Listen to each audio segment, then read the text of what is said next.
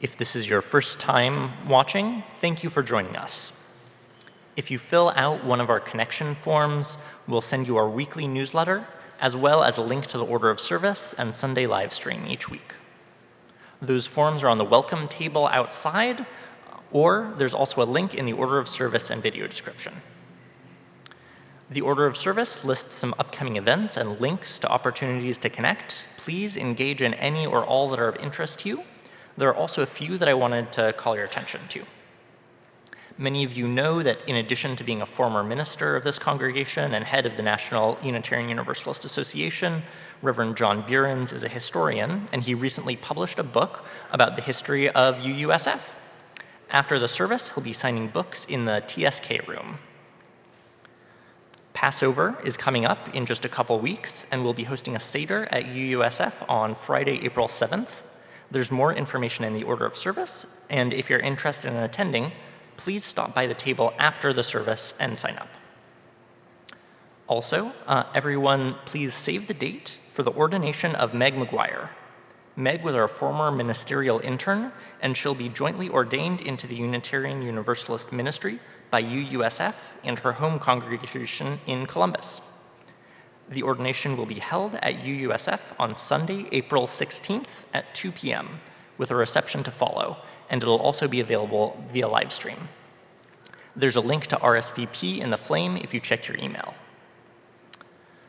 Also, the Faithful Fools, an outreach ministry with this congregation, is celebrating 25 years on April 1st, right here at the church. Come and celebrate with them with performances. Yeah.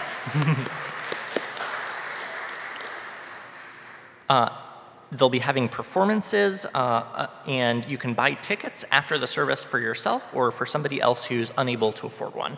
There'll be a table right in the hallway. And next, I'd like to invite David and Dolores Heilbron up for an announcement about our annual pledge drive.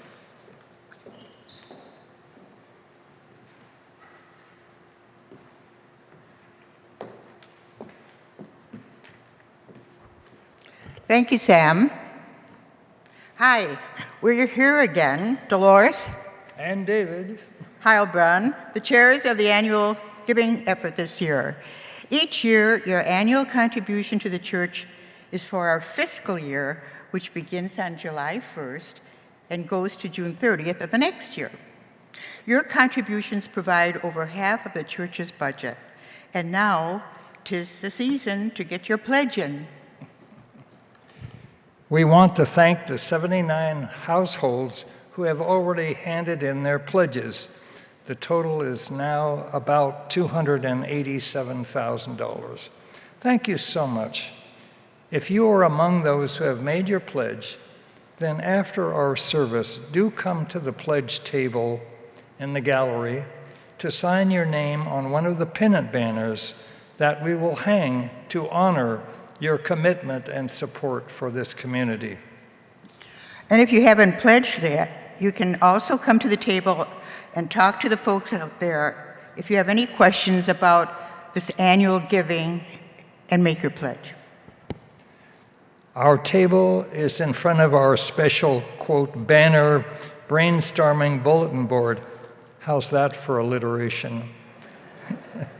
This Sunday, you will see the second set of drafts for the new church banners, which are based on the feedback we got from all of you so far. So come look at the latest banner suggestions and give your thoughts on how to announce ourselves to the world. Ultimately, the banners we design will hang on Gary Boulevard, where it splits, leading east to the church coming down Gary from the west. We still have a way to go to raise $750,000 needed for next year, so every pledge is important, no matter how little or big it is. Thank you all for your generous support. Let's make this a banner year.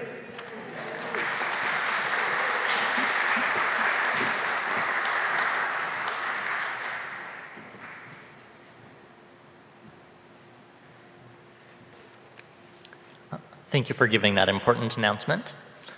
And now I'd like to invite Reverend Laura Shennum up for a couple of announcements.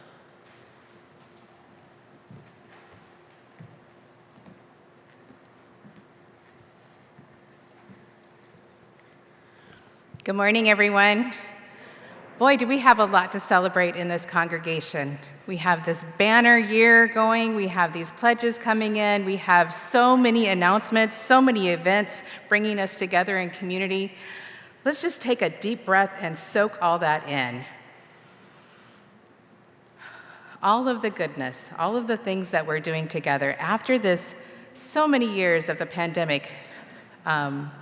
I think we were talking the other day, it's been 3 years. We've had the 3-year anniversary of being shut down after the pandemic. And here we are. And we have so many things to be grateful for. So I'm also aware of all of the things that have been announced this morning, all of the messages that have been shared, and I've got a couple more to share with you. The first item to share went out in the flame this past week, and I'm going to read what we sent out to ensure we have consistent messaging. Joe Chabot, who has served as coordinator of our young adult programming and served as our minister's assistant and an administrative support of our programming, will be transitioning out of these roles at the end of this March. Joe has been a champion of welcoming and building relationships among our young adults over the nearly 8 years they have worked at UUSF, and helped move our administrative work into more codified systems and increasingly making use of technology that has supported our work. We appreciate Joe's willingness to stay on through the transition from ministry from Alice and Jax to myself, and we wish them well in the transitions of life and work ahead. We will celebrate Joe and his time here as we welcome and celebrate the newest class of new members and the official end of our annual giving campaign next Sunday, March 26th, after the service. And there's information in your order of service on how you can contribute to that. We hope you join in the celebrations, and those who would like to send cards or bring gifts to Joe can do that day or send them directly to the church in care of him. The second item involves the repair of an ouch that happened during the worship service on Sunday, January 29th. One of the tools that we have rolled out to staff and lay leaders is the ability to say ouch, oops, and whoa. Ouch is said when something is said or done that causes harm. And for the purpose of this tool, harm is defined as something that causes pain to another person through verbal, emotional, or physical means. When someone says ouch, we, Reverend Southern and I, pause, listen, and determine next steps. Most often, these steps include listening to those involved, both to the person or persons harmed, and those who cause the harm. An additional conversation is had to determine outcomes or hopes for repair, and then repair is made. These are the steps that were used for the ouch during the service on Sunday, January 29th. And the decision for repair made by all involved was for Reverend Buehrens to offer a statement. I would like to invite Reverend Buehrens forward to share his words.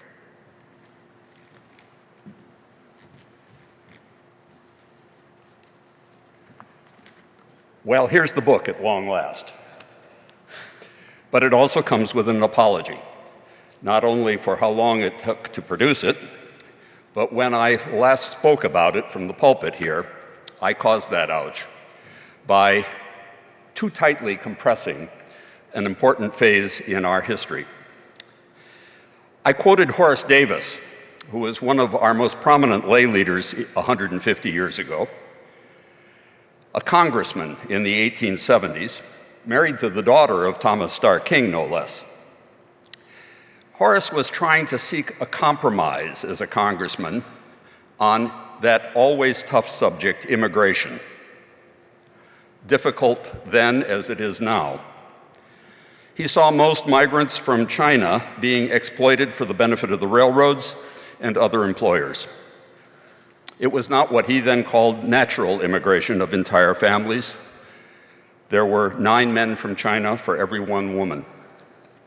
My mistake was to boil down his long speech in Congress to a single sentence, saying that, quote, he blushed to even think of those women, implicitly as exploited sex workers, which not all were. This unconsciously reinforced a sexualized stereotype of Asian women, one that I never had in mind, but for which I now sincerely apologize. Because I was rightly called to account for reinforcing a sexist and racist stereotype, I temporarily withdrew the book, which was rather easily done since, lacking a traditional publisher for what might have provided better editing, I'd resorted to what is now called direct or on-demand publishing. And today I also want to publicly thank my dear friend Kat Liu, who then gave the whole book another careful reread from an anti-oppressionist point of view. She found a couple of other places where I had tried to tell a complex story with insufficient context, and also caught a few remaining typos. But today, this book, imperfect as it is, I now offer to you, my fellow imperfect Unitarian Universalists,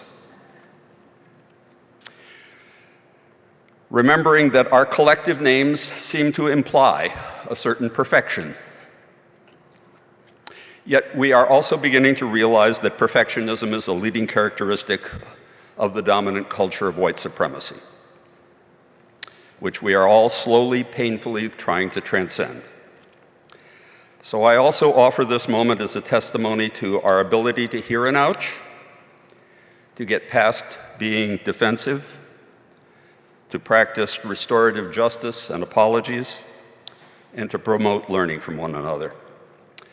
Copies of the book will be for sale in the Thomas Starr King Room, as Sam said, and I will gladly inscribe copies for each of you personally.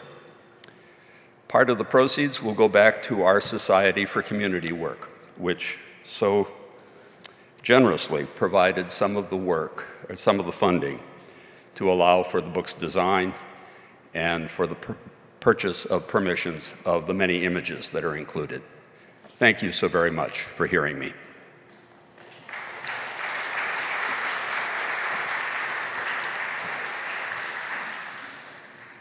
Thank you, Reverend Buehrens.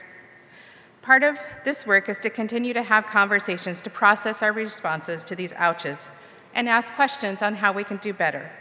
Reverend Southern and I will be hosting a White Allies group on Thursday, March 30th at 6 p.m., and you'll find more details in your order of service. If you'd like to speak with us one-on-one and can't make it that night, then please feel free to reach out and make an appointment. Thank you so much.